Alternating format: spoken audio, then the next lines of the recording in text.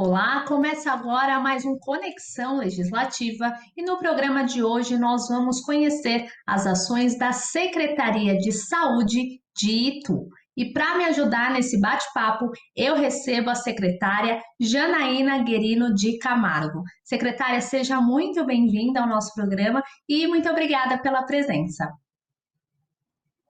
Olá, eu que agradeço pela oportunidade e mais uma vez aqui para a gente poder conversar a respeito das ações, né, contra a pandemia.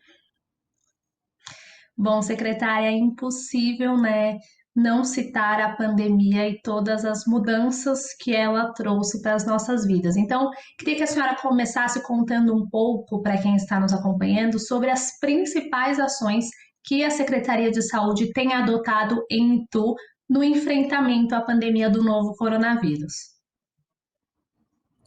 Bom, nós temos as ações relacionadas às questões de gestão administrativa, né, que aí são todas as ações relacionadas à saúde, efetivamente, a criação de unidades específicas de atendimento, e também o lado da população, de fomentar as ações restritivas, de conscientização da importância das ações da população para que a gente contenha novos casos. Então, são os dois lados relacionados à saúde do município que a gente tem todos os dias aqui praticado na secretaria. A senhora falou sobre essa parte da população, né? Das medidas que precisam ser adotadas no dia a dia. Então, eu queria saber, né, como é que a senhora vê isso na cidade, se as pessoas estão conscientes da importância de usar a máscara de proteção, de manter o distanciamento social, de evitar aglomerações. Qual é a avaliação que a senhora faz disso? Nós temos uma parcela importante da população que apoia, entende, incentiva essas questões restritivas, utilizam máscara, fazem uso de álcool gel, de limpeza constante das mãos, de não se aglomerar. Então, eu acredito que até a melhoria dos números que a gente, aos pouquinhos, vem apresentando, diz respeito a essa conscientização da população. Mas a gente sabe também que tem uma parcela importante que desrespeita constantemente essas questões, que muitos ainda acham que não é um caso tão importante e uma doença tão grave quanto é, e isso dificulta algumas vezes as ações tanto de saúde quanto de vigilância, seja ela sanitária, da nossa questão da nossa vigilância de posturas, em relação a essas aglomerações e atitudes que não são aquelas que a gente espera nesse momento tão grave que o país passa. A senhora citou essa questão da gravidade da doença, né? A gente sabe que, infelizmente, algumas pessoas ainda duvidam, né, do perigo que esse vírus representa. Então, gostaria que a senhora contasse como a cidade tem atuado para, por exemplo, aumentar a disponibilização de leitos, já que a gente sabe que algumas pessoas, infelizmente, acabam evoluindo para uma forma mais grave da doença e precisam de internação, precisam de um atendimento médico mais intensivo. Exatamente. Desde o começo da pandemia, em abril do ano passado, nós abrimos um hospital de campanha, que permaneceu aberto desde então. Nós não fechamos ele quando os números estavam mais baixos, permanecemos. Lá nós temos 39 leitos de enfermaria, passamos de 6 leitos para 10 leitos de UTI lá no local, mais 8 leitos de suporte ventilatório. Temos também leitos de UTI dentro do nosso hospital municipal, porque lá nós temos a retaguarda também de hemodiálise. Temos as questões relacionadas aos atendimentos exclusivos para pacientes com Covid, que são aqueles que nós chamamos de CAEC, Centro de Atendimento Especializado Covid, são 2 unidades na cidade. E em janeiro desse ano nós abrimos o pronto atendimento Covid para aqueles casos mais graves da doença, para que eles sejam atendidos e tenham todo o suporte necessário. Secretária, a senhora falou sobre essas medidas, essa criação do pronto atendimento, né, para socorrer essas pessoas que têm casos mais graves de Covid. Então, eu gostaria que a senhora falasse um pouco do quanto isso demanda das equipes de saúde, que já vem aí há um bom tempo lutando para ajudar as pessoas que acabam se infectando, e também da importância de ter esse centro mais voltado para as pessoas que infelizmente evoluem para o quadro grave da doença. Realmente nós temos uma equipe de saúde bastante exaurida, né? São muitos meses nessa luta diária e que afeta toda a rede como um todo de atendimento. Então, nós temos na cidade, nós já tínhamos anteriormente 2 pronto-atendimentos, e nós sentimos que havia uma necessidade de fazer um pronto atendimento para os casos graves exclusivo, até para que se evitasse e tentássemos minimizar o máximo possível o contato desses pacientes suspeitos ou já confirmados dentro das outras unidades em que existem outros tipos de doenças também graves que precisavam do pronto atendimento. Então, nós montamos um novo serviço voltado exclusivamente para isso, juntamente com os 2 CAECs, que funcionam das 7 às 17 horas, e para os casos mais leves. Então, esse pronto atendimento é 24 horas, de domingo a domingo, e é voltado exclusivamente para esse público. E também tivemos que fazer um esforço grande para conseguir montar essas equipes efetivamente, porque nós temos uma equipe realmente bastante cansada, com ritmos de trabalho alucinantes, e que no começo da pandemia também tiveram um alto índice de contaminação, né? Muitos funcionários foram afastados efetivamente por conta da doença antes da vacinação.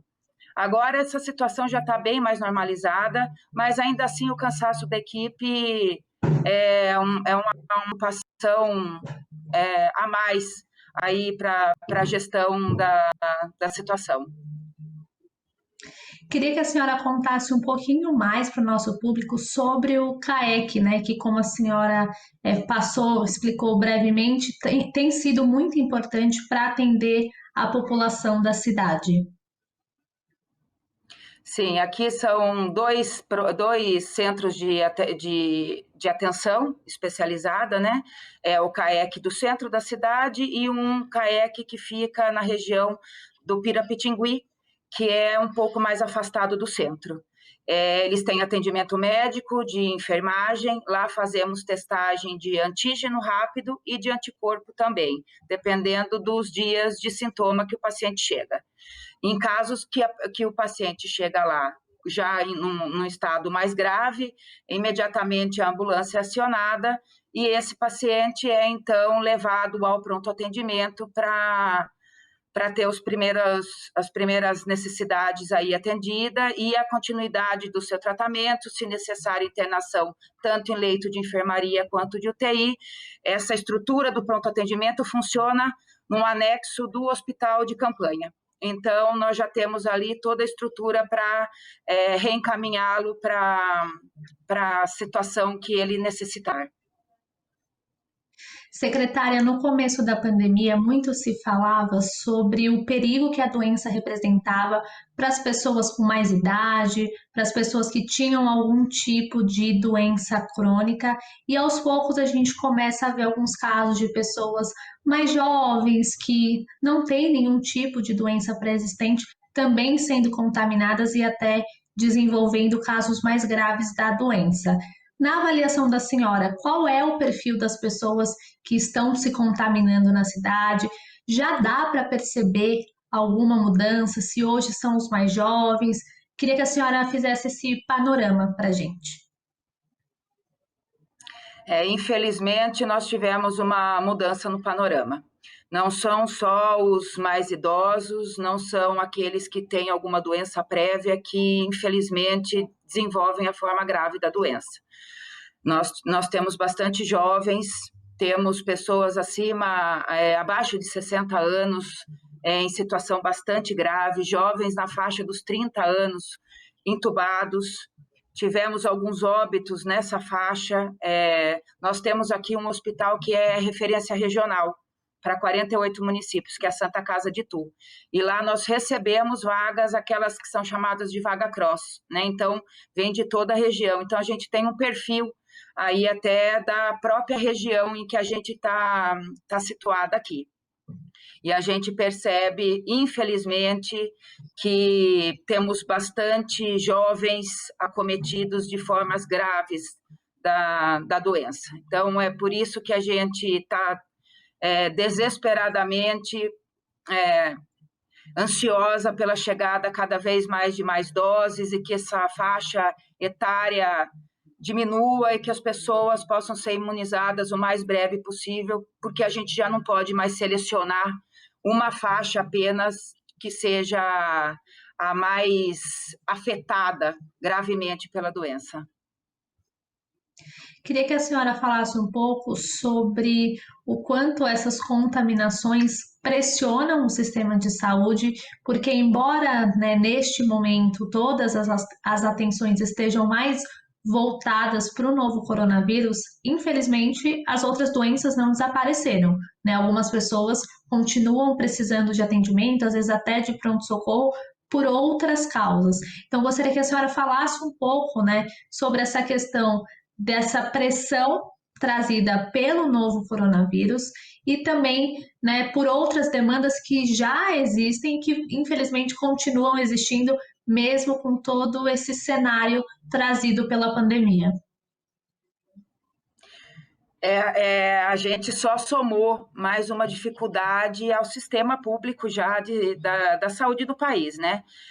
Aqui nós temos uma estrutura bastante robusta de atendimento, nós temos 16 unidades básicas, agora somos 14, né, porque 2 ficaram exclusivamente para atendimento do coronavírus. Temos uma UTI de retaguarda para os casos não Covid, mas, de qualquer forma, a gente percebe que até pela própria reestruturação que o país teve que fazer, nós tivemos uma perda de leitos relacionados a casos graves não Covid, que necessitam de leitos de UTI. Então, especificamente para Itu, nós ainda temos uma situação confortável, porque temos leitos disponíveis, temos essa estrutura de atendimento, o ambulatório de especialidades que funciona aqui na cidade continua com atendimento normal, nós temos feito o telemonitoramento, os médicos têm ligado para as pessoas mais idosas e, na medida do possível, se estão bem, atrasam um pouco essa consulta para evitar o deslocamento desses pacientes, a possibilidade de ficarem um tempo aguardando nas unidades e convivendo com outras pessoas ali. Mas, de qualquer forma, é uma sobrecarga importante, porque nós temos aí uma doença que consome muito dos recursos humanos, né? Da Secretaria de Saúde e da saúde como um todo do país, né? A senhora falou sobre essa questão do teleatendimento, queria que a senhora contasse um pouquinho mais como essa tecnologia tem sido utilizada e quais são os benefícios que tem trazido para continuar perto dos pacientes, né? Claro que de forma remota, e de como isso pode ajudar a desafogar um pouco essas unidades de saúde, né? E claro, mantendo aí todas as orientações para as pessoas que precisam. Eu acho que algumas questões relacionadas a essa mudança, essas alterações que nós fizemos devido à não possibilidade do contato direto, em muitos casos, que a pandemia nos trouxe, são aliados muito importantes e que vai deixar um legado, efetivamente, para a saúde. A questão da telemedicina é uma delas, né? Ela era utilizada em alguns centros específicos, mas não era uma coisa rotineira para a saúde pública, principalmente. E eu acho que é um grande ganho. Eu acredito que isso vai ficar como mais uma ferramenta para que o médico tenha acesso aos pacientes, no caso de uma impossibilidade motora dos pacientes de estarem indo nas unidades, ou até para as populações mais longínquas que têm dificuldade de transporte, né? Nós estamos numa região que tem uma área rural imensa.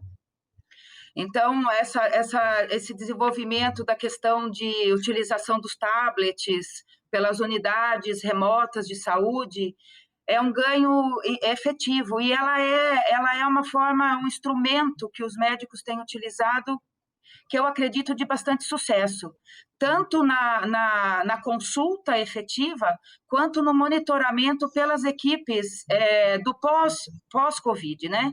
Porque nesse tempo em que o paciente ele é diagnosticado e ele não desenvolve uma forma que necessite de internação, essas equipes dos postos de saúde, elas estão em constante contato com o paciente, seja pelo telefone ou até pela câmera, efetivamente, conversando com o paciente, e eu acredito que isso é bastante importante e representa um ganho para a saúde.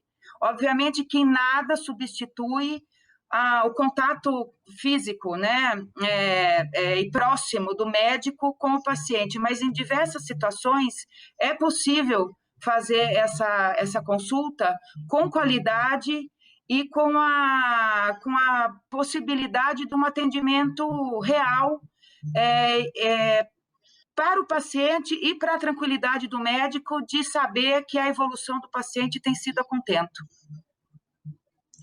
Como a senhora falou, né, com a pandemia, essa questão da telemedicina ganhou ainda mais espaço, principalmente por essa possibilidade do médico, né, do profissional de saúde se aproximar do paciente mesmo que à distância. E a pandemia também, secretária, trouxe uma grande esperança, né, uma grande ansiedade das pessoas pela vacina. Então, eu gostaria que a senhora falasse um pouco, né, das contribuições que a vacinação contra o novo coronavírus vai trazer no combate à pandemia e o que já é possível observar na cidade.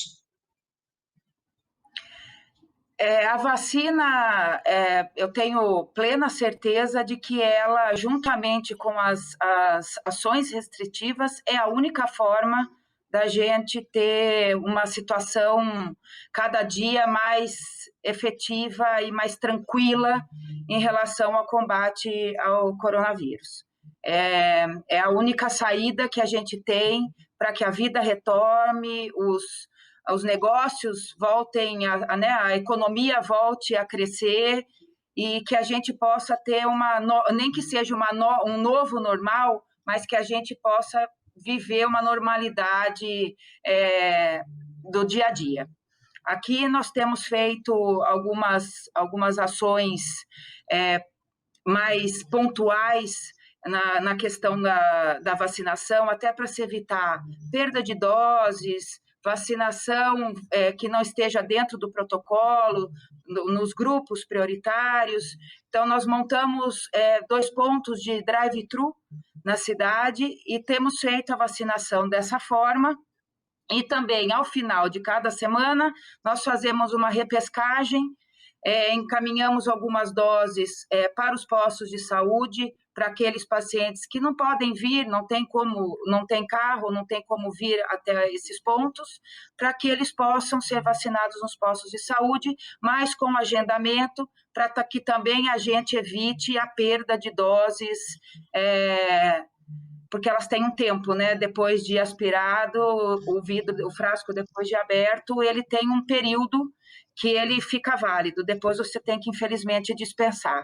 Então, é isso que a gente não quer, nossa perda aqui é mínima, e aí a gente também tenta fazer no horário que a gente consiga, depois do horário, pegar os acamados ou os grupos remanescentes e evitar, assim, que a gente desperdice doses e consiga imunizar o maior número de pessoas possíveis. Interessante isso que a senhora falou, secretária, porque é uma preocupação, né? A gente já tem aí uma quantidade de vacinas restritas, então, né, quanto melhor a organização, quanto menos se perder, obviamente que é muito melhor. E a senhora falou lá atrás, né, sobre a contaminação pelos profissionais de saúde. Então, eu queria que a senhora falasse da importância da vacina, claro, para a população como um todo, para proteger todo mundo, para que a gente possa aos poucos ir retomando a rotina, mas o quanto essa imunização dos profissionais de saúde é importante para que eles possam continuar trabalhando e salvando vidas como já fazem aí há tanto tempo. Sim, a vacinação da população em si é muito importante, primordial, né? Mas a questão de os profissionais de saúde serem aqueles que efetivamente tinham que ser os primeiros a serem vacinados é exatamente por isso, devido à importância que eles têm na frente de trabalho, na linha de frente de combate, tanto para a proteção deles quanto para aqueles que eles atendem, porque eles são também aí o maior agente vetor de transmissão, visto que eles estão muito próximos, atendendo, socorrendo na linha de combate, tanto as questões dos profissionais que trabalham com ambulância, por exemplo, em resgate. Então, todos eles é de suma importância a vacinação desse grupo de profissionais para que possam se garantir a saúde deles e garantir a continuidade da prestação de serviço para a população. Além dessa questão da imunização, né, dos profissionais que estão aí na linha de frente do combate à pandemia, muitos têm se falado sobre esse trabalho, né, essa rotina que mudou e que se tornou muito mais pesada e também dos impactos psicológicos que isso tem nesses profissionais, né, secretária? Como a senhora falou, eles estão ali tendo que socorrer uma pessoa, tem esse receio de repente contaminar algum familiar na volta para casa. Então, gostaria que a senhora falasse um pouco de como a secretaria tem buscado ajudar esses profissionais e também se existe algum tipo de iniciativa aí voltada um pouco mais para a parte psicológica desses, né, médicos, enfermeiros, enfim, todos que estão ali atuando no hospital, num posto de saúde, que acaba também aí sendo muito atingida, né? Com certeza, nós temos a exaustão física e emocional dos profissionais, né? Não só na questão de socorrer, mas de lidar com a morte, que muitas vezes é inevitável, apesar de todo o esforço da equipe, de todo a desenvolvimento de tecnologias que permitem a continuidade da vida, mas em que, em alguns casos, isso é infelizmente impossível.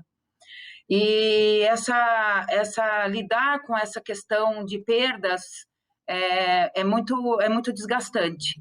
Nós temos no hospital de campanha um grupo de apoio de psicólogos e psiquiatras que têm atendido nossos profissionais. Temos também um grupo de voluntários que fazem uma massagem, como aquelas de shopping que a gente tem naquelas cadeiras ao final do dia para os profissionais, para ter um relaxamento, para aqueles que conseguem, né, se desvincular das atividades e poder ter um momento de descanso e de uma limpeza emocional. Temos também os grupos, sejam quaisquer que queiram participar e fazer orações no hospital, obviamente do lado de fora, sem nenhum risco de contaminação, mas que isso é um alento para as pessoas, porque além das questões relacionadas à saúde, tem a questão da fé de cada um, que também auxilia muito nesses momentos, tanto para os profissionais quanto para os pacientes que estão lá. Esse recurso de apoio emocional é bastante importante e acho que é tudo muito válido para a gente conseguir passar o dia a dia dessa luta tão difícil. Secretário, nosso programa está se encaminhando para o fim, mas eu gostaria que a senhora deixasse aqui um alerta e até um recado, não só para a população de Tu, mas também de todo o estado, da importância da junção das ações das secretarias, mas também da atitude das pessoas, né, tomando todos os cuidados, evitando aglomerações. Queria que a senhora falasse da importância de, claro, ter as ações das secretarias, mas também a conscientização da população para que a gente possa aí combater essa pandemia. É aquilo que a gente já comentou um pouco, né, no começo do programa.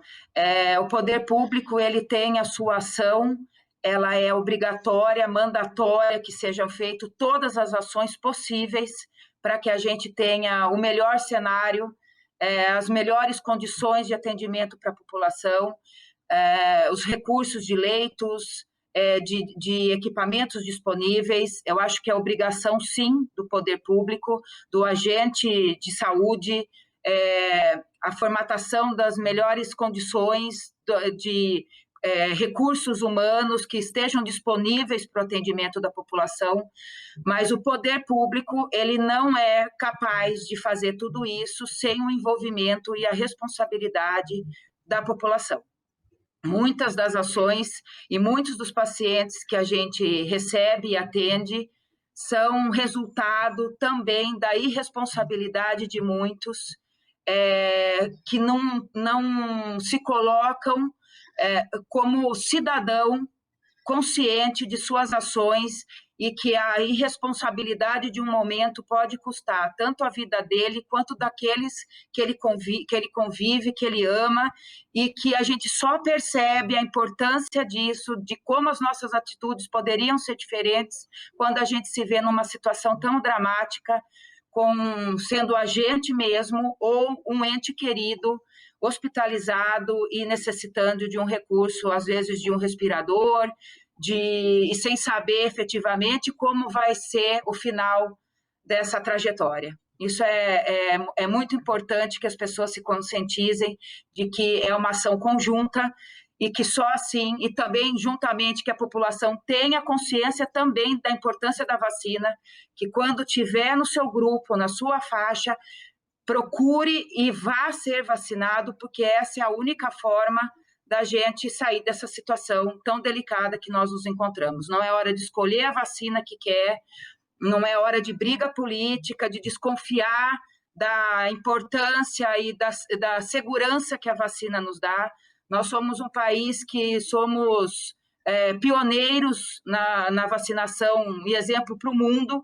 Então, eu acho que faz parte da nossa responsabilidade como cidadão vacinar, seguir as normas restritivas e nos conscientizarmos de que só assim sairemos dessa situação tão delicada. Secretária, muito obrigada pela participação no Conexão Legislativa de hoje e por mostrar um pouco para o nosso público do que tem sido feito pela Secretaria de Saúde para a população de Itu. Muito obrigada pela entrevista. Eu que agradeço a oportunidade. Até logo. Esse foi o Conexão Legislativa de hoje. Muito obrigada pela companhia e até o próximo programa.